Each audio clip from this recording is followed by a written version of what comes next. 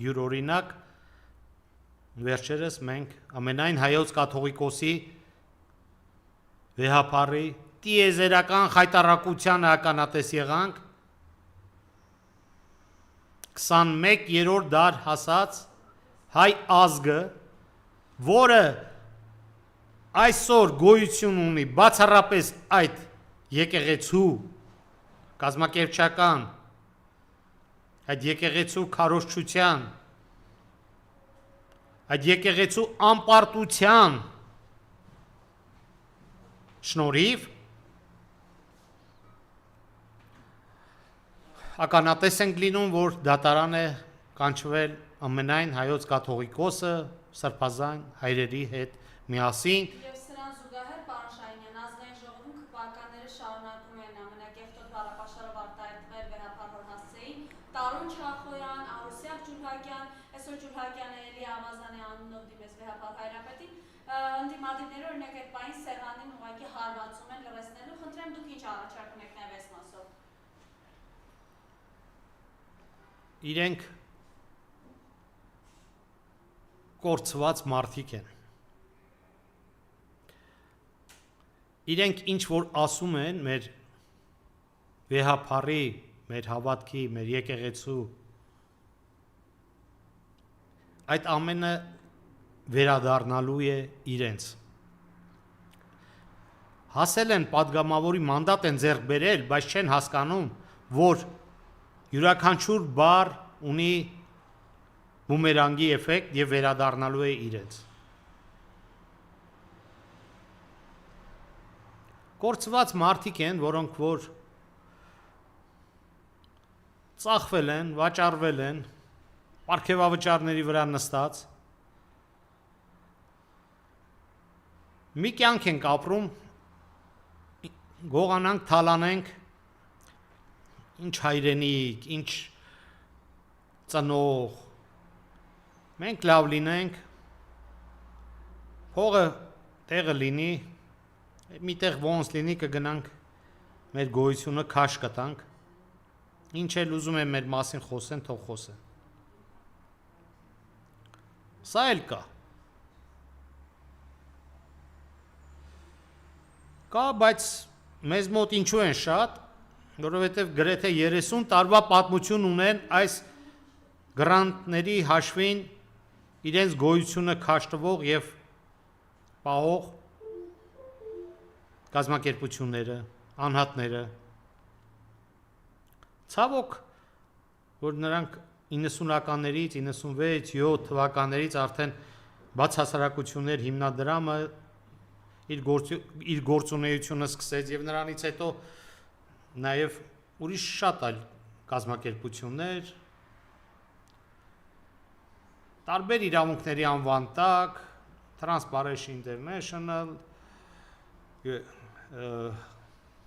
ամերիկյան ինչ-որ կազմակերպություններ այդ ժամանակ շատ ինտենսիվ գործում էին, բայց նրանք այսօր շատ ուժեղ ներկայացված են մեր երկրում, իրենց դեսպանատների միջոցով։ Այս դեսպանատներն են, որ ամերիկյան, բրիտանական, Եվրոմիության ընդհանրապես անելիք չունեն, մեզ հետ ընդհանրապես նրանք որևէ գործունեություն այստեղ պետք է ունենային մի փոքրիկ հյուպատոսական բաժիններ, բայց իրենք այստեղ են որպեսի Ռուսաստանի հարավից, Անդրկովկասից կարողանան մեզ, որ ոտի տակ կգնանք կոչնչանանք, թկած ունեն, ինչպես եւ ունեցել են, ոչ իրենց նավերը կբարձրանան մեր լեռները, ոչ էլ իրենք որևէ անելիք ունեն։ Ինչ են արել, կարող եք ասել, ինչ են արել, ինչ։ Պատերազմը կանխեցին, Արցախը մնաց, գերիները վերադարձան, Հայաստանի տնտեսությունը քանդ ու քարապեղավ, ուղղակի շատ երկար ու ձիգ տարիներ է հարկավոր, որ մենք գոնե 25 թվականի մակարդակին ետ վերադառնանք։ Իսկ դու կարծում եք, որ իրենք դրա համար մեղքի զգացում են գոնե ունենալու։ Բացարձակ։ Վրաստանի վարչապետը ասաց, մեզ ասում են կռվեք Ռուսաստանի հետ, ասում ենք բա հետո մեր հետ ինչ կլինի, ասում են դե դա ինչ կարևոր է ձեզ հետ ինչ կլինի։ Էս ուր եք ընկել, էս ուր եք գնում, այդ ձեզ կանչողա եղել կամ սպասող կա։ Մի աֆերիստկայի խելքին ընկել են իր արբանյակներով, այդ օծխուզող Ուրսուլա ֆոն դեր Լայն եւ առանց ամանչելու, առանց գետինը մտնելու այս կնոջ ոտքերը լպստելով, փալաս դառնալով նրա ոտքերի առաջ վերեցին մեր ամբողջ տնտեսության հերը անիծեցին։ Բայց Մեդվեդևը զգուշացրել է, որ շուտով ինչ է սպասվում Հայաստանին, խնդրեմ նաև այս զգուշացմանը անդրադառնաք։ Դմիտրի Մեդվեդևը Ռուսաստանի Դաշնության ամենակարկառուն գլխավոր պետական քաղաքական գործիչներից մեկն է։ Նա մոլեկուլային ճշգրտությամբ նկարագրել է ինչ է լինելու մեզ հետ, քանի որ այդպես եղել է Լիբիայի հետ, այդպես եղավ Իրաքի հետ, այդպես եղավ Եգիպտոսի հետ, այդպես եղավ Սիրիայի հետ, դուք հասկանում եք Սիրիայում իշխանության բերեցին տերորիստ ահաբեկիչի, որը հարյուրավոր մարդկանց է գլխատելու իր ձեռքով, իրեն շահերից է բխում, ուրեմն կբերե։ Իրենց չի հետաքրքրում այլ պրոցեսներ, եթե իրեն շահերից է բխում, ինչ ուզում է սարա, ինչը որ եղավ այս պարլամենտական ընտրություններին։ Գիշերը Նիկոլը հրահանգ ստացավ, որ գնա եւ հայտարարի, որ դու վարչապետ ես եւ վերջ։ Կամ ես եմ վարչապետ, կամ Հայաստանը չի ունենա վարչապետ։ 8 տարի նույն բանն է ասում եւ հիմա սկսել է կոռուպցիայի դեմ պայքար 8-րդ տարում, երբ շաբաթ կիրակին հանես իրեն հաշված օրեր է մնացել այդ աշխատասենյակում գտնվելու փոխարեն կալանավայրում գտնվելու։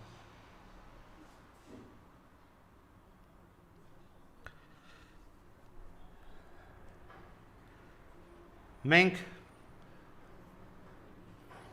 պետք է շատ սթափ լինենք, սիրելի հայրենակիցներ։ Մենք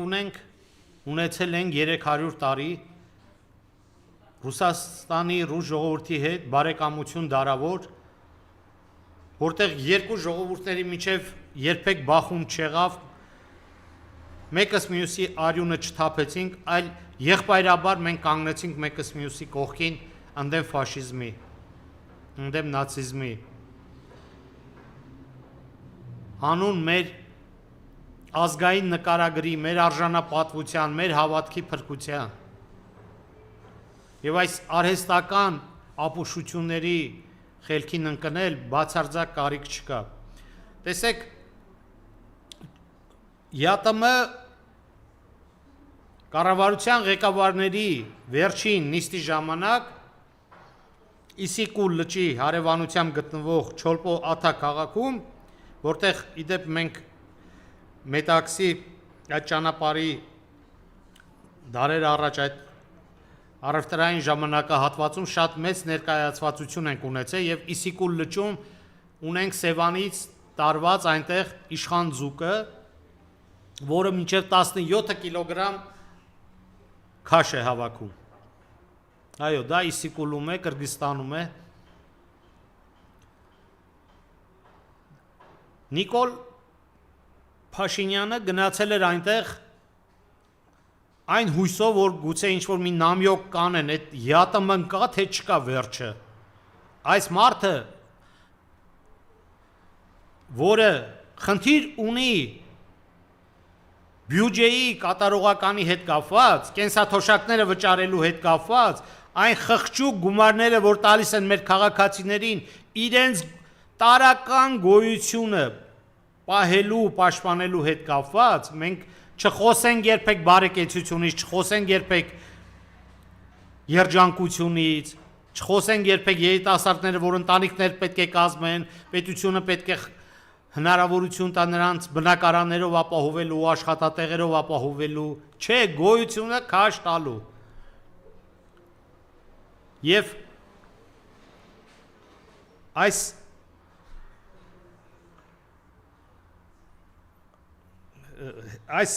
սենյակից ես արձակուրդի ժամանակ, երբ Փաշինյանը արձակուրդ էր վերցրել եւ գնացել էր Մելիք Շահնազարի հետ շփվելու, նա գնացել էր հարցնել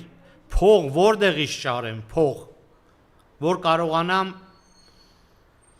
500,000 կենսաթոշակ ստացողների գումար տամ։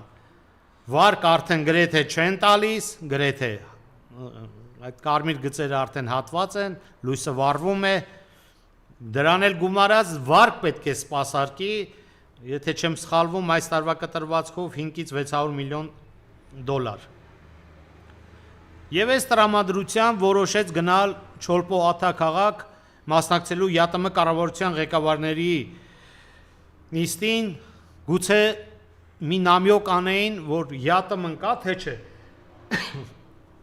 Եվ այնտեղ ինքը նամյոկ ոնց որ թե ստացել է, որ կա ԵԱՏՄ-ն։ Այդպիսի տեղեկություն ունենք, որ ինչ որ մի կես քայլ առաջ են գնացել Ռուսաստանի հետ շփումների եւ այդ դիալոգը զարգացնելու, խորացնելու առումով։ Իդեպ այս ամենից հետո դեռ շատ երկար տարիներ մեզանից պահանջվելու է, եթե մենք կարողանանք այն շուկաները, որտեղ մեր տնտեսվարողների կողմից զբաղեցված էր, նորից ետ վերադառնալ եւ այդ սառնարաններում, խանութներում, պահեստներում, դարակներում հայտնվեն նորից հայկական արտադրության գյուղմթերքներ, պարենային ապրանքներ, քաղցրահամ լիմոնադներ, հանքային ջրեր, գինի, կոնյակ։ Ինտենսիվ կերպով այդ տեղերը զբաղեցվում են վրացական, ադրբեջանական, միջինասիական ապրանքներով։ Եվ ամենամեծ ցանկության դեպքում գործընկերներին դժվար է լինելու մինչև նորից կարողանան շուկա բացել։ Սա ուղղակի պետք է Ռուսաստանի Դաշնության կողմից քաղաքական որոշում լինի փրկելու Հայաստանի տնտեսությունը, ինչի վրա նստած է մեր ամբողջ պետական բյուջեն։ Բայց իրենք դզված են, պատրաստ են ցանկացած պահի փախուստի, իսկ թե ժողովրդի հետ ինչ կլինի, այդ արդեն յուրաքանչյուրը թող ինքը մտածի, թե իր տուն տեղի հետ ինչ է լինելու։ Բանկերը կգան եւ տեր կկանգնեն, որովհետեւ գրեթե չկա այնպիսի տնտեսություն, որը բանկային ֆինանսավորում չունենա, տնտեսվարողը քանդուքարապ կլինի, իսկ բանկը կդառնա 100%-անոց սեփականատեր։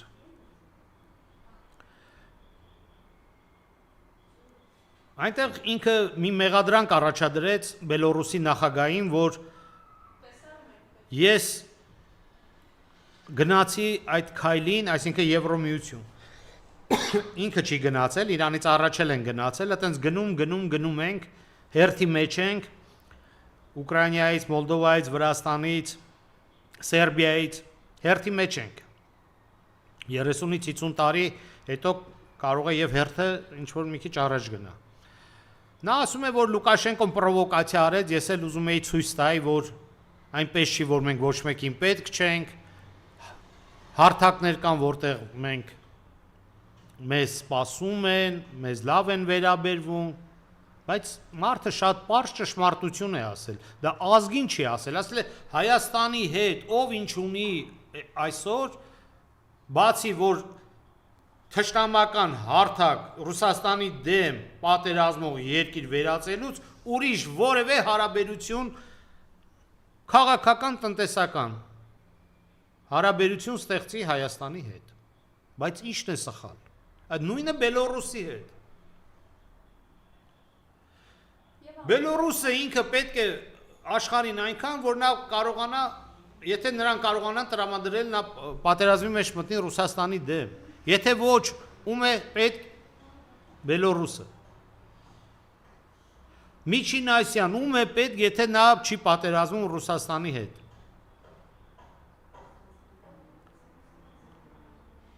Եվ երկար ինչ-որ պատմություններ էր պատմում, դե մենք, քանի որ այդ հարցը օրակարգում չէ, դա տրամաբանական չէ, լոգիկայից դուրս է, որ մենք հանրաքվե անենք, նախ պետք է հանրաքվե անել, հետո դիմել իրենք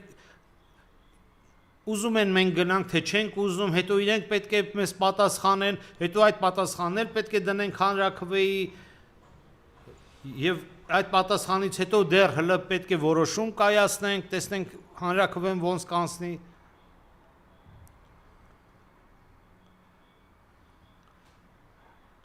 Սա մի այնպեսի ֆանտաստիկ իրավիճակ, իրոք ֆանտաստիկ էր, որ կարելի է Սուզանավը լեռներում կինո նկարահանել, այն ինչ որ Փաշինյանը փորձում էր այնտեղ վարչապետերի հետ նկարագրել, թե դպրոցի ճամփան Եվրոմիություն գնալու քարոտ է եւ փշոտ է։ Բայց ինչ որ մի բան նա նամյոկ չի ստացել, նամյոկ է արել։ Նամյոկ ստանալու փոխարեն նամյոկ է արել, որ դե դուք խառն եք, ես էլ սենց պետք է ինձ դրսևորեմ, որ կարողանամ Եվրոպաներից մի բան քերեմ, բերեմ, ստեղ կարողանամ աշխատավարձ տալ, թոշակ տալ, դե պարգևավճարները նոր էս մինչև տարեվերջ, օգոստոսից մինչև տարեվերջ